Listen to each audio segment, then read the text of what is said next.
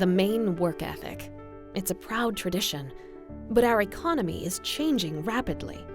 Consequently, 1/3 to 1/2 of today's children will not be employable in the new economy.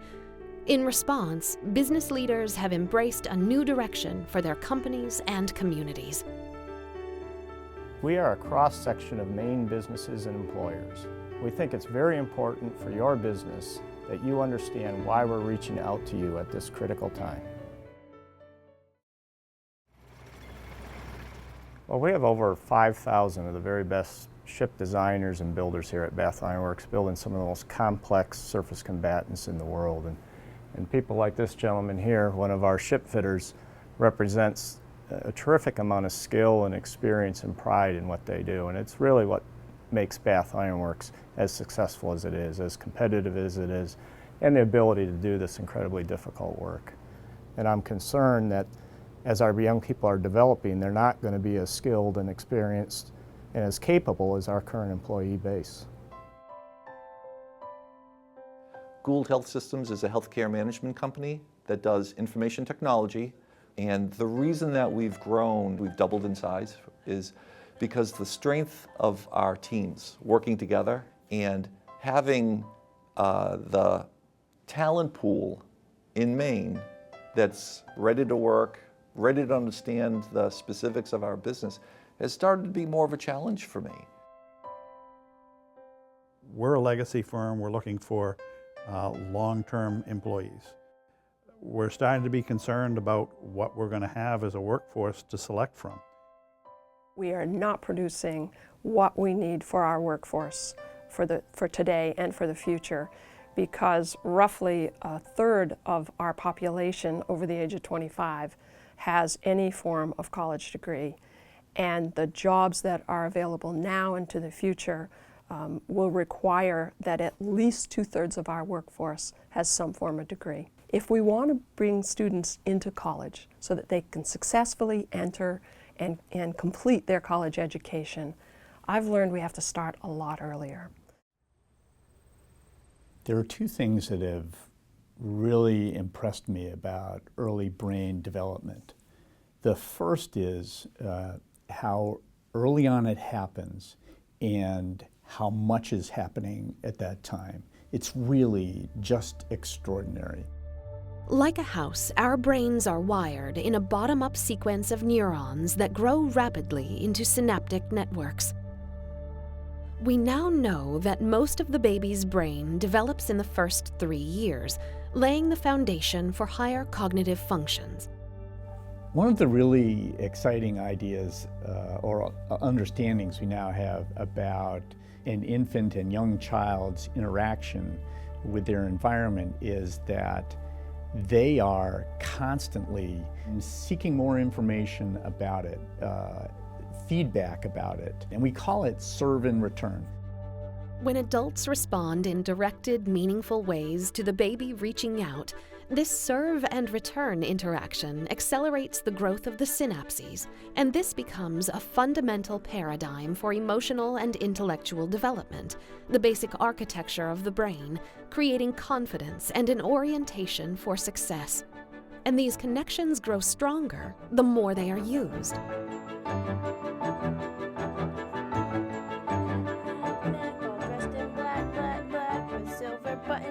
Buttons all down her back.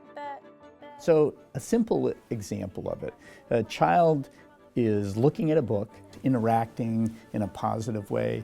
Those fundamental language skills, which have to do with our ability to communicate, which have to do with our ability to learn, it actually is now helping the brain wire that experience and to grow in a positive direction. And we need to understand that it's happening early on, where the serve and return is a great developmental experience for the child. Connections that are used more grow stronger and lead to higher order functions. When the positive stimulation isn't there or is negative, they grow weak or die off. If you're not stimulated, if you're not exposed to these things early on, very early on, from the womb, then you don't develop the structure to handle the kind of thinking and cognitive skills that are going to come later in life. The statistics will show that if you enter kindergarten unprepared and you proceed to the 4th grade level and your reading proficiency is not where it needs to be, then unfortunately the trend from there is not up, it's down. 2/3 of our 4th graders, 2/3, 67% of our 4th graders are not reading to proficiency. If you look at that MRI scan and that wiring has not happened, the brain doesn't light up the same way. It's not connected. Ready for school, ready for the workplace. Somebody only 10 years from the marketplace, only 10 years, maybe even less than that, to when you want them to be a good employee. I really don't think I need to say any more. The statistics are there. I do believe that the quality of the workforce in Maine is in jeopardy.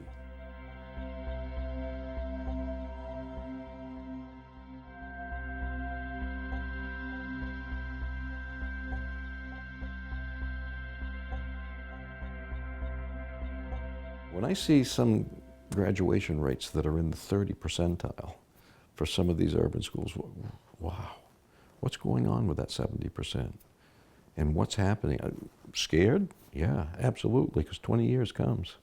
When we're looking at an economy where over 2/3 of the jobs will require higher education, and yet we are only successfully completing either a quarter or a half of the students that go into our systems, that's a rallying cry for some change.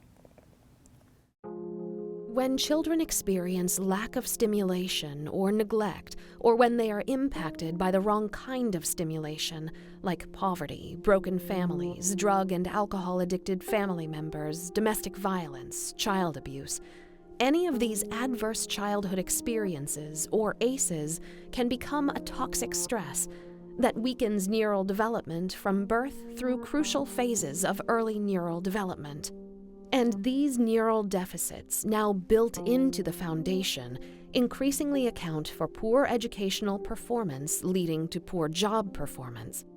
The more toxic stress a child has early on, the more those experiences are likely to cause physiological changes in the brain, changes that are thought to contribute to illnesses like obesity, heart disease, depression, and serious maladaptive behaviors like alcoholism and drug abuse are highly correlated to infant toxic stress. And research shows a high correlation between adverse childhood experiences and serious job problems later on. Of the 260,000 children who will be born in Maine in the next 20 years, between 1/3 and 1/2 will not be fully employable in this new economy due to problems that began in early childhood, if the effects of these factors are not addressed early on. If we intervene early, our chances of changing the trajectory of that person to where we want them to be has to start really early on. The very plasticity that allows a child's brain to develop so rapidly also accounts for why early intervention can reverse damage from toxic stress. Synaptic networks that declined because of toxic stress can also be stimulated to grow again, revived through positive interactions with trained adult caregivers and exposure to early intervention environments. And we're seeing this begin to work in Maine right now. What I see behind me is perhaps the best of the best. And these children are getting excellent health care, they're getting excellent nutrition, they're learning to play together, they're going to be prepared to enter kindergarten at a much better level than were they not exposed to the kind of experience they're getting there now. To succeed in the K-12 system, you have to start earlier. The focus has to turn to that early period of time before they ever enter the public system. And we haven't been putting the resources to that, and we're paying dearly for it.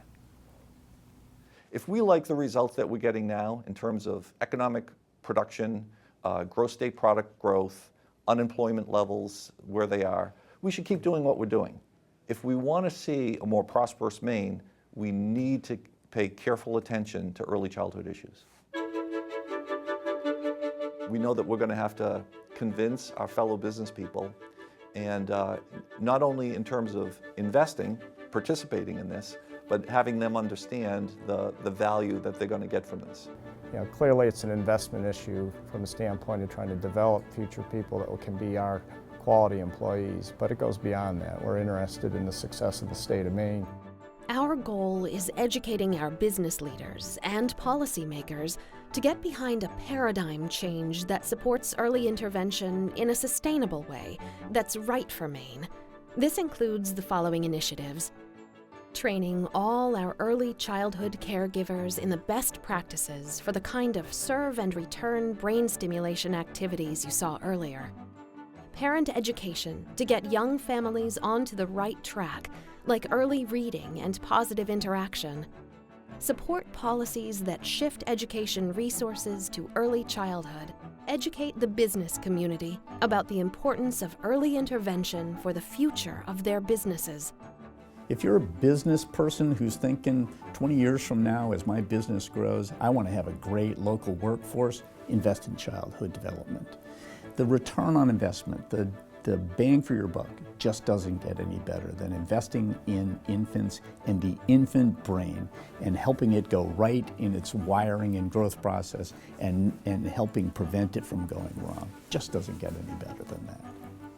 It may be as fundamental as this: whether you have that kind of employee may decide whether you survive as a company. Give us some investment now. Participate in very early childhood education such that our K-12 system gets kids that are ready to learn, and we'll produce you a product that you'll be proud of.